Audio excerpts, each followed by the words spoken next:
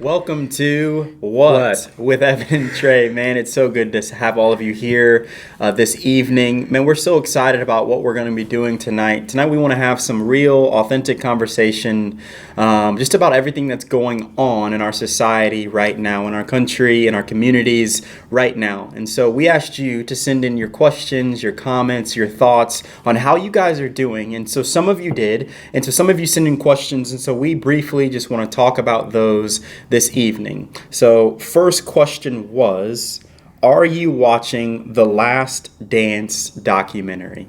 It's about Michael Jordan and the 97-98 Bulls. Obviously what that means is I am watching it. What about you? I'm definitely watching it as well, even though I'm not Right. I'm not a huge basketball fan, but Okay. I definitely feel like that is coming. That's my advantage in watching this. I can enjoy it more because I know less of the story. Yeah. So I'm like really into, like, I'm not spoiling it for myself or anything. So Right. I'm not looking stuff up about it. Right. So I'm just watching it and letting it surprise me, which has been really fun. I hope all of you know who Michael Jordan is, and if you don't, I don't. I feel like The Last Dance is a fun documentary watch, even if you're not a fan of basketball. I would agree. If you like sports and competition, I think it's a really good. I would agree. It's enjoyable to watch, no matter if you like basketball or not. Yeah. It's a good testament to like someone's willpower For sure. and kind of what you can accomplish. Mental if you toughness. Yep. Just put your mind to it and work hard. For sure. And it's plays on Sunday nights, so it's like super good. Might be a little bit late for some of you, but yeah, it's really, really good. So comment in the chat if you guys are watching the Last Dance documentary, because if you're not, you need to get on it right now. More serious question and more serious kind of content is just talking about homeschooling and how this has been for some of us and for some of you guys. One of the questions was, how can you guys focus on school more? Evan and I, we were talking this past week about, homeschooling for public schools has probably been, for public school kids, has probably been really difficult. Right. While on the other side, homeschool kids, the more social aspect has probably been taken away from them in terms of they're not coming to church, they're not able to go. But the school side of things probably hasn't been any different. What do you have to say about that?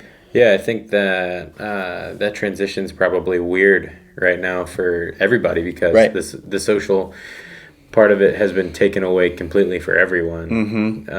But then you add on top of that, now you have to do school at home and kind of teach yourself that stuff. So it's like, I was just thinking about that the other day, how weird that would be, and thinking about people that know homeschoolers is probably a cool it's probably a cool thing to have the opportunity to get in touch with somebody that you know that already is a homeschooler and be like, how do you do this? Like, how do you keep up with your schoolwork, and how do you your drive? Yeah, how do you keep your drive? How do you like get in a routine? How do you do all of that stuff and just utilize those resources that you have?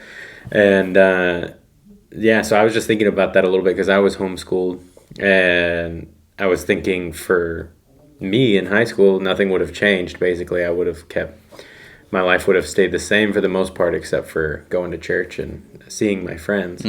So I just thought that was kind of interesting, and I want to encourage you guys to like reach out to the homeschoolers that you know and get social interaction that way. But also, you can learn from people that have more experience at it than you do, of how to keep up with your work and how to set a balanced routine to where you're not like doing school from 8 p.m. to midnight, you know, where it's like, well, I've got to get it done before tomorrow. Right. And the morning and the afternoon and everything kind of went away because I've been at home all day and I don't know where the day went, and now I've got to get this done and to avoid that stuff. So use those people that you know. For sure. I would encourage some of you homeschool students that are here watching tonight, I would encourage you to potentially offer some advice in the chat if you're willing to do that, because I know that there's a ton of students in here who are just, they need to learn, hey, how can I stay focused, do my schoolwork, do it well, and continue to be successful in that, while also not just doing it all of the time. Because when you have no clue what you're doing, and you have no experience doing it, you might be doing it all the wrong ways. Because I think the main kind of comment about the homeschool situation was it's really hard to stay motivated. Right. And I would agree with you. It's really hard to stay motivated, not only in school, but just in life in general, in terms of, am I going to shower every day? Am I going to put on normal clothes, or am I going to wear shorts and a t-shirt? You know what I mean? What am I going Am I going to eat breakfast before noon? Right. Like, what time am I going to wake up? What does that look like? And I think my one thing of advice would be schedule your day. I know for middle school and high school students, that sounds like a terrible idea. And maybe for you, it's like a summer vacation without being able to go anywhere. And so you're like, there's no way I'm going to do anything. Right. But scheduling your day, at least for me, has helped to where I am still waking up at a normal time every morning. And I'm still eating my breakfast. I'm still doing the things I would. Maybe I'm not showering as much. But I think just being able to wake up in the morning and accomplish something as simple as like making my bed has been super beneficial for me. So maybe that first thing you do in the morning is you accomplish something. I don't know what that looks like for you and your family, but do something in the morning. That way you can learn to stay a little bit more motivated. You got anything? I think that is all good advice. Yeah. Like, have a regimen, have a schedule. Mm-hmm. Like, keep your body in a rhythm. Right. That, like, it's, you can't sleep past a certain time because you're so used to waking up at a certain time. You'll just get more done. But I think on top of that, for me, what helped whenever I was doing school from home was kind of looking forward to like the end of the week and figuring out what I want to get done by the end of the week and how much off time I want to have in between. So, I think everybody does that a little bit differently, but for me, it helped me to say, okay, I want to do this on Friday. Right. So I'm going to do an extra hour of work every day so that I can have Friday off and go do whatever I want to do outside or like go hang out or, just have the day off. It's nice to just not have to do schoolwork one day.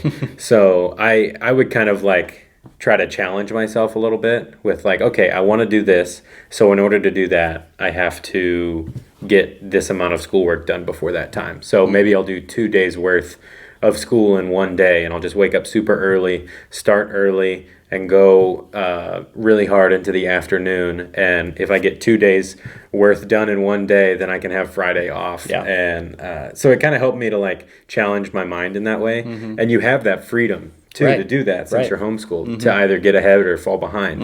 And so it's like I want to encourage you guys during this time. I think it definitely feels like you're stuck at home. Everything's kind of slow and lethargic, and people are falling behind probably at school. But like take advantage of this moment because hopefully there won't be another time like this where you could get way ahead in school. Yeah. And you can get way ahead on things that you need to get ahead on. That's so true. I think that's really good because one of their comments was, man, my e-learning or online school, homeschooling would be easier if my caseload might have been less. So my teacher, and I'm taking this really hard class, and the caseload is still the same, and I don't have as much instruction. I don't have as much help in the actual learning process. And so I'm expected the same, but I don't have as much help to actually get to that point. And so, man, I can't say that I've ever been there for that particular situation, but we all have moments in our lives to where we don't feel not necessarily adequate, but we don't feel as equipped as we'd like to be in a specific situation. But I think all I would say is, one, don't give up, but two, just keep working hard. But also, don't be afraid to get creative. Yeah. Like I think sometimes in school especially we'll go immediately to our teachers or to someone and that's natural. That's what they're there for, is to teach us. But in moments like these, whenever we're kind of separated, maybe we can't get a hold of our teacher or instructor the way that we need to and get help. Their hours are different, all that. Get creative. Do some research online. I mean, there's a wealth of So knowledge much, yeah. that you can access. So Yeah. do research on your own, and whenever you bring those questions to your teacher, you'll be more knowledgeable about how you're talking about it. And For so sure. just read up on what you're studying. One of my favorite things to do even now whenever I have a question about anything that's going on, whenever I'm learning about how to do video or how to edit or how to shoot or how to light things, I go to YouTube and I watch an hour of videos on how to do these How things. to do this. And then if I have a friend that knows really well how to do it, I can go talk to them and have some knowledge about it already. And it just deepens your understanding. So don't be afraid to get creative and just take it on your own. Just do research on your own. Yeah. Dive in. That's really good. I mean, you literally can learn anything on YouTube. And the hardest part is getting started too, where it's like, I know that these are things I need to do, but it's hard to get up off the couch. Right. But once you like get up and actually start working, Yep. it like has a way of sucking you in. Yeah. The material and For sure. and kind of getting you That's really good. to get interested in it. But yeah, try to keep challenging your minds. Keep challenging yourselves. Yeah, don't just play Minecraft all day. I think that's challenging your minds. That's some would say. challenging, but not Not enough. not in a constructive way for schoolwork. No. You guys, more than anybody else ever, have the access to the World Wide Web, and you have the ability to get help if you want it. Also, you have small group leaders who are willing to help however they can, maybe not with your science homework or maybe not with your math, but maybe just encouraging you.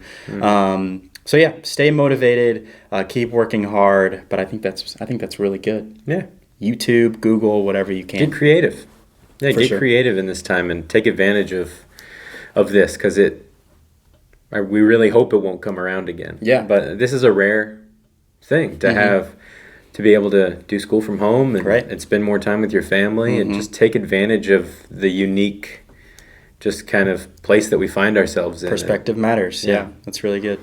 I think another thing that a lot of the students kind of were commenting on was they're missing that everyday life, their usual things that they're doing, whether it's maybe they don't love going to school, but what they do like is they like their lunch table, or they like being able to talk with their friends, walking to class, all these different things that they're missing out on. Maybe it's playing sports, theater, whatever it may be. Maybe some of them have lost jobs or whatnot. And so that social aspect, what they would do typically, is being taken away. And so basically, I think what the kids are asking is how can they learn to be content in our situation? Being content. And that's a really hard thing to kind of learn, and it takes time. I don't think either of us would say that we know I think it's something you perfectly, learn throughout your whole life. but I think we can probably give a little bit of insight. I think for me, in terms of learning to be content, I have always struggled with this because I'm a person who likes to go. I thoroughly love being busy, and that's not a healthy thing, but it's good for me in some ways. But so when everything's shut down, I almost have like a mental breakdown because it's like, well, I'm not doing anything. There has to be something wrong. Right. I have to do something, or I'm not using what I have to the best of my abilities. And so contentment has always been something that's difficult for me. I always want the best thing. Right. So I think for me, the best thing that I've ever been able to do is literally just take away everything. Whether it's for an hour, whether it's for 30 minutes, whether it's for a whole day. I've done that before. But I just make sure I don't have any access to TV. I don't have any access to my phone. I really only talk to my wife and my child, and that's pretty much it. And his child can't even talk. And my child can't even talk, but she does gibberish. But I think for me, when I come out of those moments to where I've basically gone off the grid for a period of time, I get an understanding of, okay, how much of what I was doing was actually waste of day. Right. How much of what I was actually doing during that time that I was filling my head with, that I was filling my day with, how much of it actually mattered. And so I think for you all, I think it's so important when you're learning how to be content is pay attention to what matters. And in this situation, what matters right now is your health. Mm-hmm. What matters right now is your family. What matters right now is your relationship with God. What matters right now is to make sure when you come out of this, which we will, when you come out of this, you are better now. You are better later than you are now. And so right now you can get bogged down, you can be negative, but I think you have the opportunity to learn, okay, how can I be content in this situation? Because if I can learn to be content in this situation, man, I'm going to be better off for it later.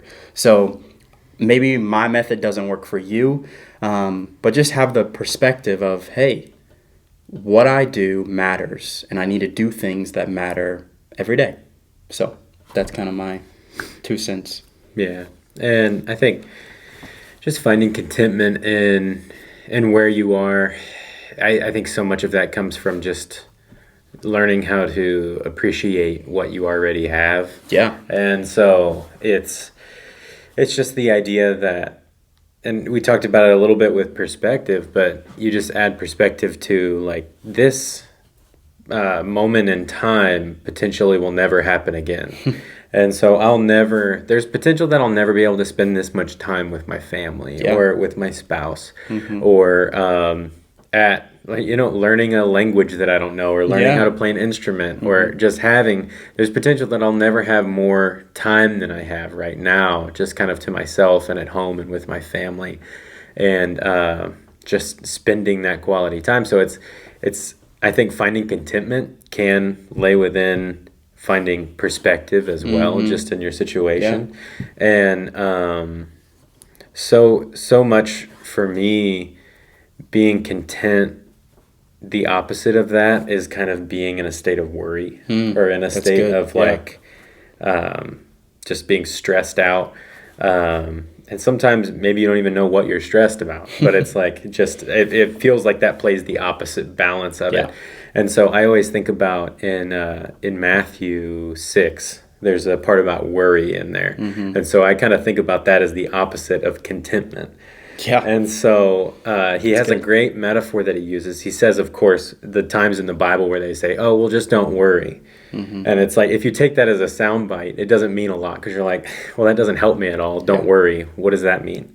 And so if you keep on going, they use a great metaphor about just nature and kind of the birds of the air and how God's not going to allow the birds of the air to starve or to not get what they need. And so they don't worry about those things. Those things are taken care of. They worry about the day. So I just think that's a great metaphor for us to take That's really good. And just say, okay, this is what we have today.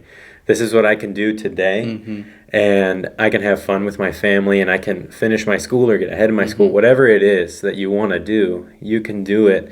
And you don't have to worry about those things if we're putting our trust. And we talked about that on Sunday too, is believing that God is going to do what he says he's going to do. And so you have to hold him up to his promises and to his... That's really good. Yeah. So I just think that idea of contentment, it's the opposite of worry and anxiety. So it's like, how can we think about things that lower our worry and anxiety and raise our level of contentment, kind of, Yeah, I think that's really good. I think, like you mentioned, Matthew 6, and I think another verse that kind of talks about contentment is Philippians 4, 11 through 13. And in this moment, like, Paul has a lot to worry about. Paul has a lot of reasons for him to not be content. He is sitting in prison. He is probably going to die sooner than later, and he is shackled, and all of these things would cause us to worry. Right. And yet Paul... to say the least. To say the least. And Paul, in this moment, he says, I'm not saying this because I am in need, for I have learned to be content, whatever the circumstances. I know what it is to be in need, and I know what it is to have plenty. I have learned the secret of being content in any and every situation, whether well-fed or hungry, whether living in plenty or in want. I can do all things through him who gives me strength.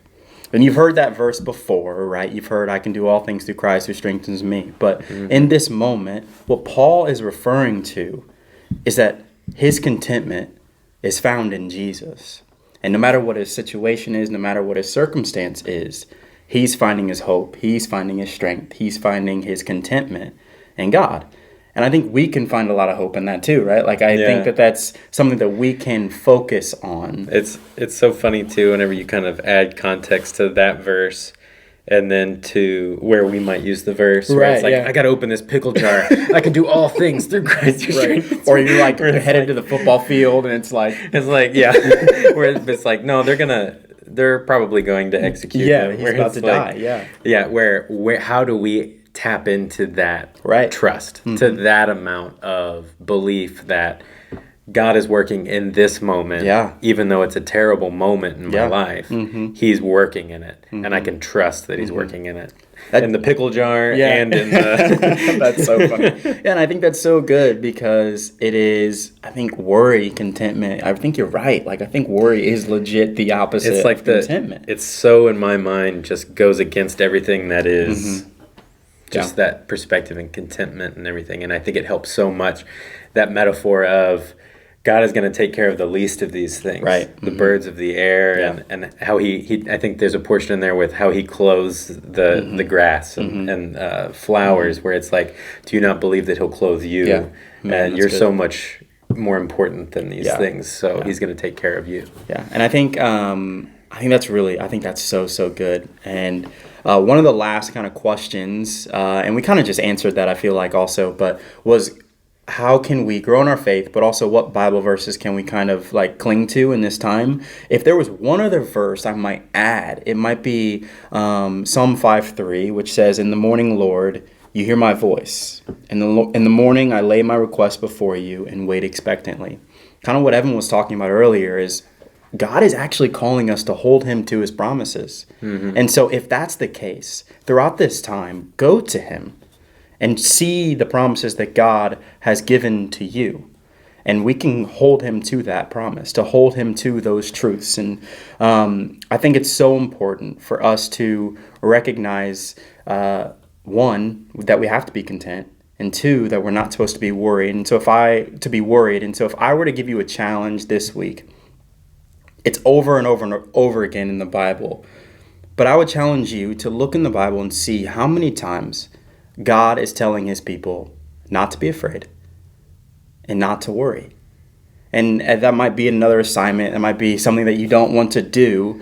But I think it'd be really important and really cool for you to see, okay, in these circumstances, that probably almost all of them are worse than anything we're facing right now.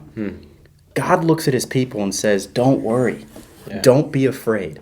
Over and over and over again, almost as if he's trying to tell us something. And so this week, I'd love for you guys to take the time and read your Bible.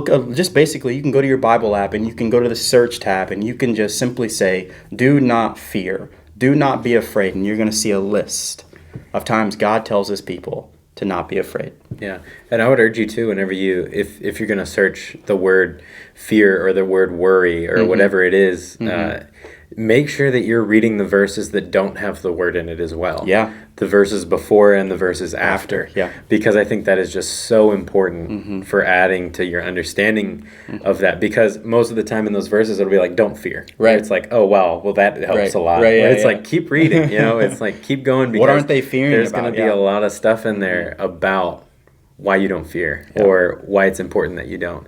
Because I think God wants us to have joy. And God wants us to be happy. Yeah. And I think he tells us not to worry and not to fear because it's so hard to have joy and be happy whenever you're bogged down with worry and with fear. So he's not saying, oh, well, just don't do it. Yeah, just stop. No. He's saying, no, I want you to live. I want you to have joy. So and it's so crazy too because it's almost like he knows us. Like he knows us so well that he over and over again says it. And you're right. It's not a sense of, well, just stop doing that. No, it's I know what you need, and it's me. And the way that you see me and truthfully understand me is to trust in me. And if you're trusting fully in me, there's no need for you to worry. And so don't worry. Yeah. Don't be afraid because God is telling us that he's got us. So, man, that's a lot of truth and that's a lot of good things that we want you to kind of pay attention to. But over the next few weeks, we want to have these types of conversations. Yeah. I think this was a lot of fun for us, and we like to be able to dig in and have a little bit of fun, but also to dig deep and have true, authentic conversations about things that are really happening right now. And so this upcoming week, we want to encourage you to send in questions, to send in your comments, send in your thoughts about, hey, what are you struggling with through this time, because we want to hear from you. We want to talk with you. And we just want to walk alongside you guys as well. So we're going to, in a second, go ahead and worship a little bit. But stay tuned and stick around as we continue the service. Will you worship with me this evening?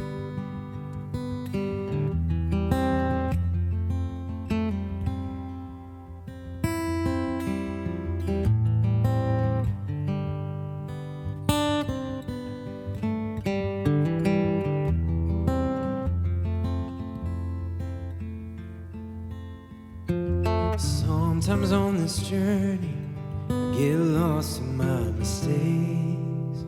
What looks to me like weakness is a canvas for your strength. And my story isn't over, my story's just begun. Failure won't define me, 'cause that's what my Father does. Failure won't define me, that's what my Father does. Ooh, lay your burdens down. Ooh, here at the Father's house. Check your shame at the door. It ain't welcome anymore. Ooh, lay your burdens down.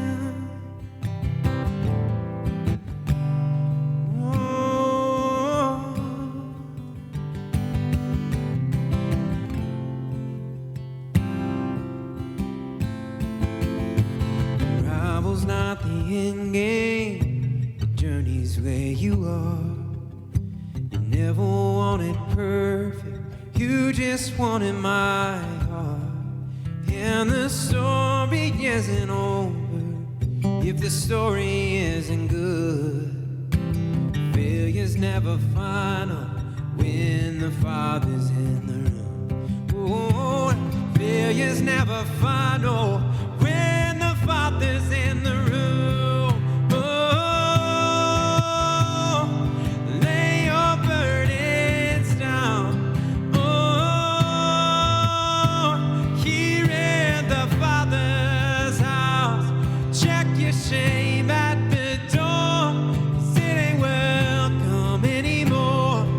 Ooh, you're in the Father's house, yeah.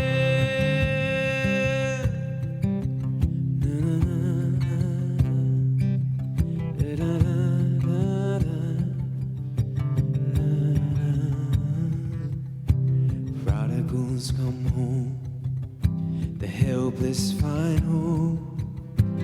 Love is on the move when the Father's in the room. Prison doors flee wide, the dead come to life. Love is on the move when the Father's in the room. Miracles take place, the cynical find faith. Love is breaking through when the Father's in the room. Oh, Jericho walls are quaking, strongholds now are shaking. Love is breaking through when the Father's in the room. Oh, love is breaking through when the Father's in the room. Oh, lay your burdens down. Oh, here in the Father's house. Check your shame at the door, 'cause it ain't welcome anymore. Oh, you're in the Father's house. Yeah. Oh, you're in the Father's house now. Ooh.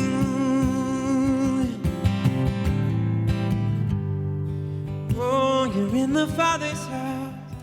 Ooh.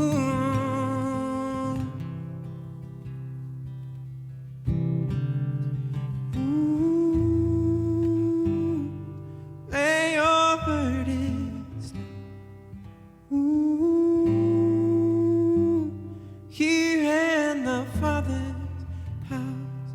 check your shame at the door. It ain't welcome anymore. Ooh, you're in the Father's house.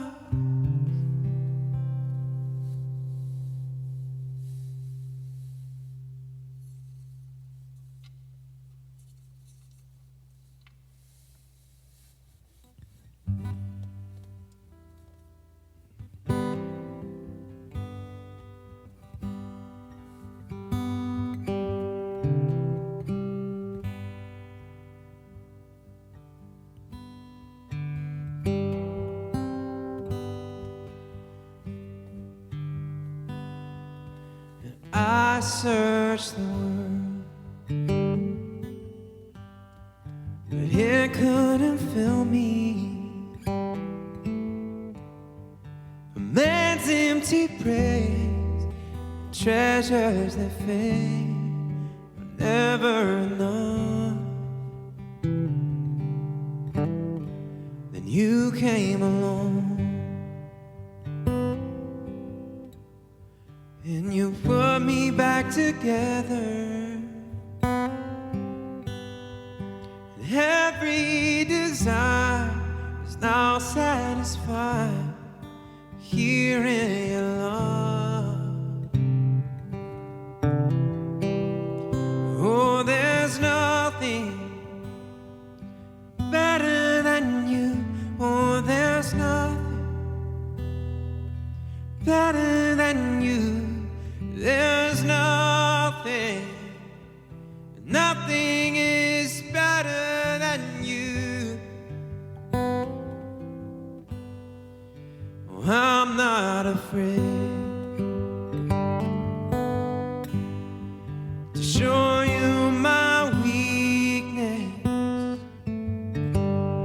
my failures and flaws. Lord, you've seen them all, and you still call me friend, yeah. 'Cause the God of the mountain is the God of the valley, and there's not a place your mercy and grace won't find me again.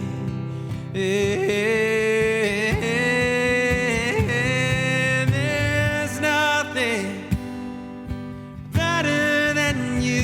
Oh, there's nothing better than you. Oh, there's nothing, nothing is better than you.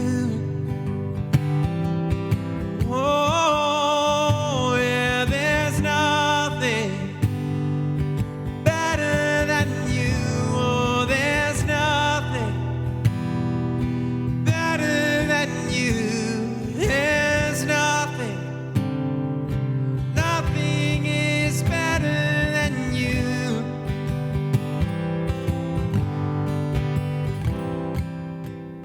You turn mourning to dancing.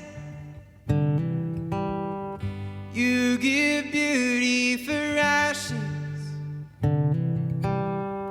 You turn shame into glory. You're the only one who can. You turn graves into gardens. You turn bones into armies. You turn seas into highways. You're the only one who can. Oh, you turn mourning to dancing. You give beauty for ashes. You turn shame into glory. You're the only one who can.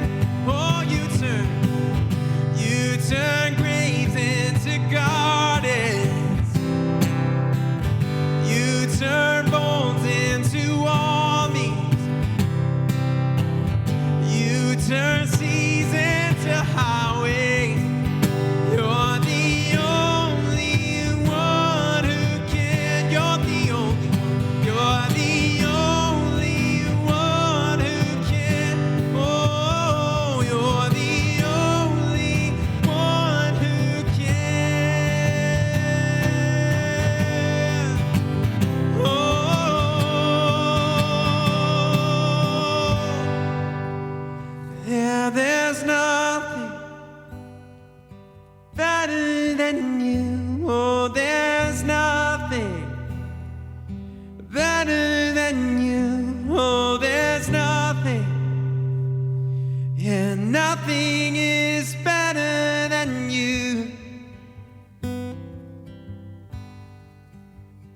Oh, there's nothing better than you. Oh, there's nothing better than you. There's nothing. Nothing is better than you. 'Cause Jesus, we love you. Oh, how we love you. You are the one our hearts adore. Jesus, we love you. Oh, how we love you. You are the one our hearts adore.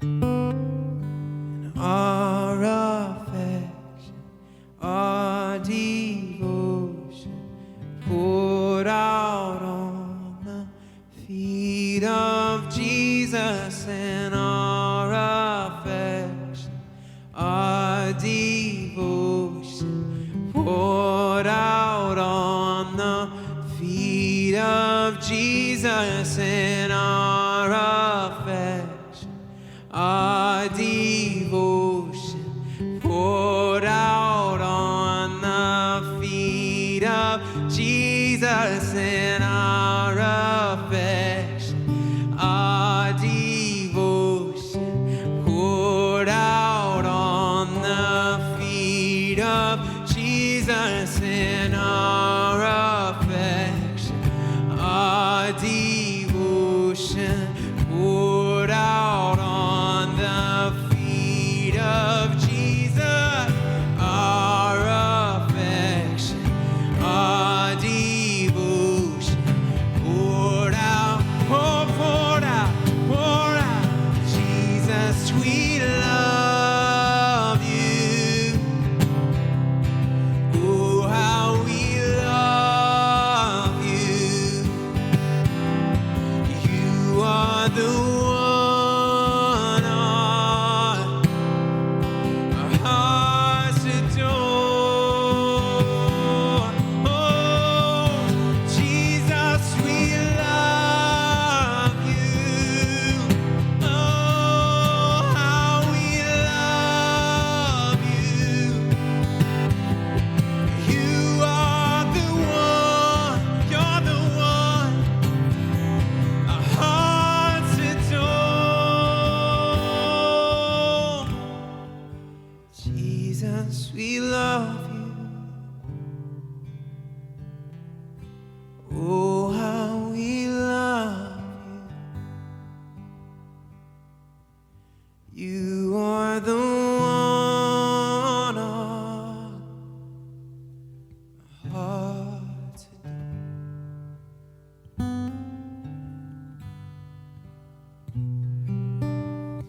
Spend the next couple of moments in prayer and just in meditation about this evening and what we've talked about and what we've sang about.